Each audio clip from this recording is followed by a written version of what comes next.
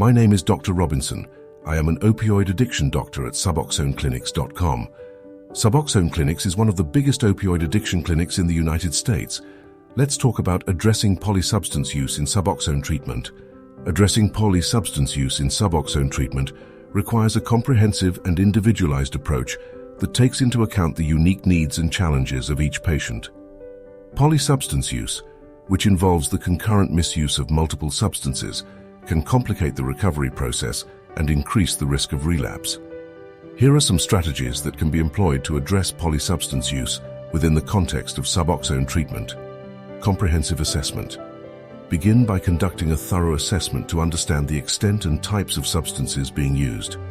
This will help tailor the treatment plan to address the specific substances involved.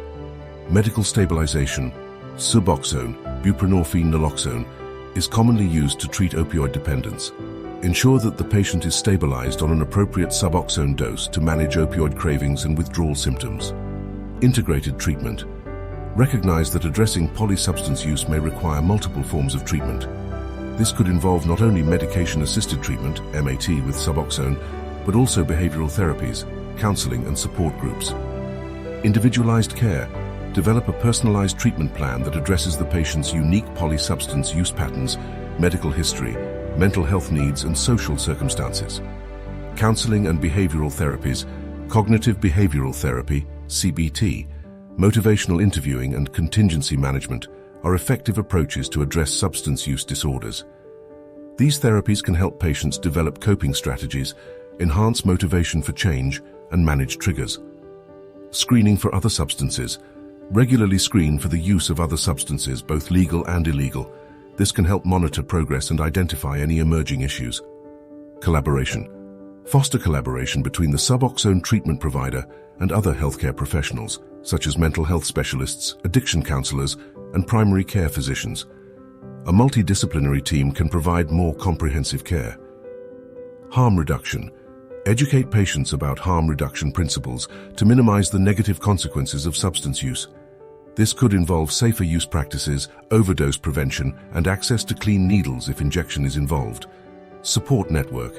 Encourage patients to engage in support networks such as 12-step programs, smart recovery, or other mutual aid groups. Social support can be crucial in maintaining recovery. Relapse prevention. Help patients identify and cope with triggers that might lead to substance use. Developing a relapse prevention plan can enhance their ability to navigate challenging situations. Continuum of care. Recognize that treatment doesn't end once Suboxone is prescribed. It's important to provide ongoing care and support, adjusting the treatment plan as needed. Monitoring and adjustments.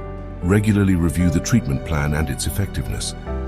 If the patient's polysubstance use patterns change, the treatment plan may need to be adjusted accordingly. Remember that treating polysubstance use can be complex and challenging. Tailoring the approach to the individual's needs and providing a compassionate and non-judgmental environment is essential for successful outcomes. It's also crucial to stay updated with the latest research and guidelines in the field of addiction treatment. If you want updates on opioid addiction recovery, please subscribe to our channel. To make an appointment, please schedule on suboxoneclinics.com.